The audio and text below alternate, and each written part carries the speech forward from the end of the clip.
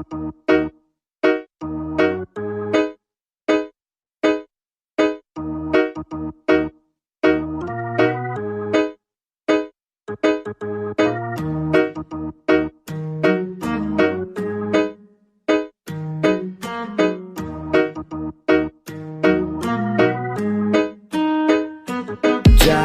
baper dikritik, memang real terjadinya begini.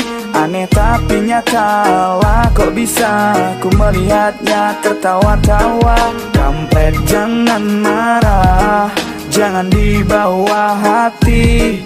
Kampret terima kasih, lawakannya sudah menghibur kami. Sebelum pemilu banyak kejadian yang menarik, dari capres, cawapres hingga pendukung fanatik. Semua ngelawak dengan ciri khas masing-masing. Tingkah kampret bikin ku ngakak guling-guling.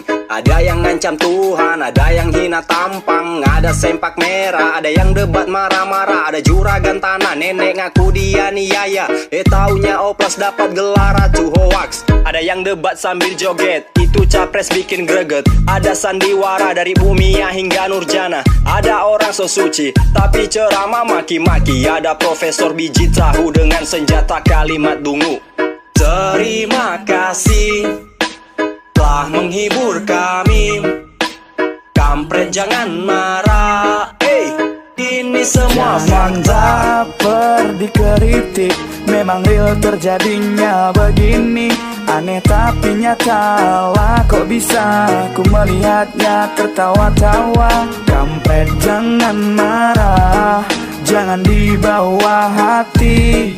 Kampret terima kasih, lawakannya sudah menghibur kami. Setelah pemilu lawakan terus berlanjut, barisan haus jabatan bertingkah pengecut. Selalu saja cari-cari sejuta alasan, gak terima kenyataan, gak terima kekalahan. Setelah pemilu suasana kacau, barisan pecundang, nuduh-nuduh curang, deklarasi kemenangan, main-main presidenan. KPU jadi sasaran, pendukungnya kepanasan.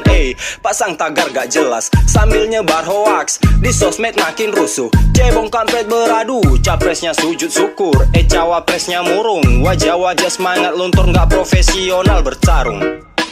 Terima kasih telah menghibur kami. Kampret jangan marah, ini semua fakta. Baper dikritik,